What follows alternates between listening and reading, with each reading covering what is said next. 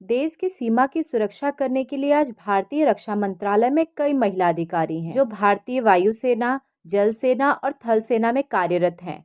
ये महिला अधिकारी भारत की सुरक्षा के लिए प्रशिक्षण लेती हैं, खुद के जीवन को देश के लिए कुर्बान करने से भी पीछे नहीं हटती।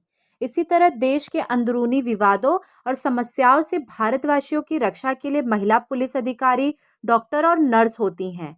लेकिन एक ऐसी महिला जो भारतीय रक्षा मंत्रालय में शामिल नहीं थी, न ही उन्होंने कोई ट्रेनिंग ली थी, पर देशवासियों की रक्षा का मौका आया तो आतंकवादियों के सामने डटकर एक खड़ी हुई और खुद की जान दांव पर लगाकर 360 लोगों की जान बचाई।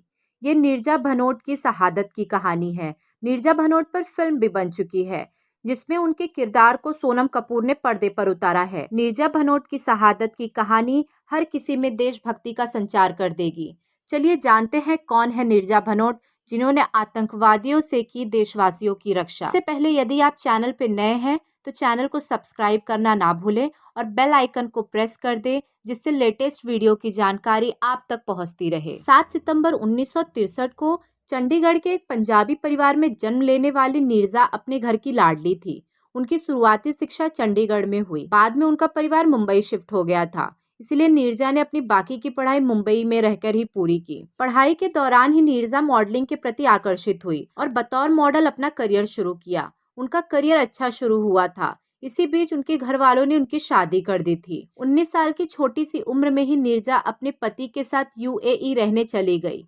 नीरजा का पति एक इंजीनियर था। कहने के लिए उसके पास किसी चीज की कमी नहीं थी, मगर नीरजा के प्रति उसका व्यवहार ठीक नहीं था। परिणाम स्वरूप नीरजा के लिए उनकी शादी सुखद नहीं रही। पति के टॉर्चर और मारपीट ने जब हद पार कर दी तो नीरजा उसे छोड़कर मुंबई लौट आई। इसके बाद उन्होंने पीछे पलटकर नहीं देखा। नीरजा ने नई शुरुआत के लिए पैन अमेरिकन एयरवेज में नौकरी के लिए आवेदन किया और सेलेक्ट हो गई। आगे वो ट्रेनिंग के लिए अमेरिका गई, जहां उन्हें प्लेन के अंदर होने वाली हर चीज का ज्ञान उन्हें मिला।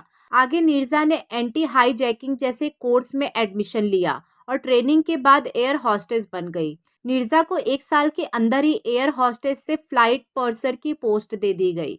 अब उनकी लाइफ पटरी पर थी। 5 सितंबर 1986 का वो दिन। रोज की तरह ही नीरजा घर से अपनी नौकरी के लिए निकली थी।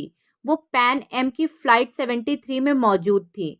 उनकी फ्लाइट मुंबई से अमेरिका जाने वाली थी। यात्रा के दौरान उनके विमान को कुछ देर के लिए कराची में रुकना था। फ्लाइट में बैठे किसी भी इंसान को नहीं पता था कि कराची में उतरते ही उनका बुरा समय शुरू हो जाएगा।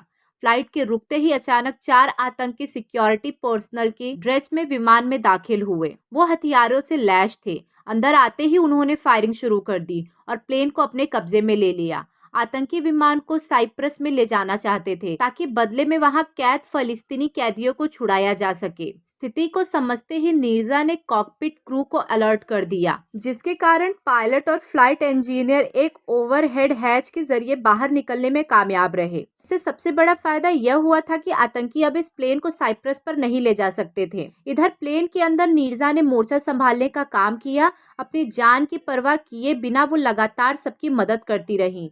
नीरजा ने उस समय 380 में से 360 यात्रियों को बचाया। उनकी वजह से ही विमान में सवार कुल 44 अमेरिकी नागरिकों में से 42 को सुरक्षित बचा लिया गया।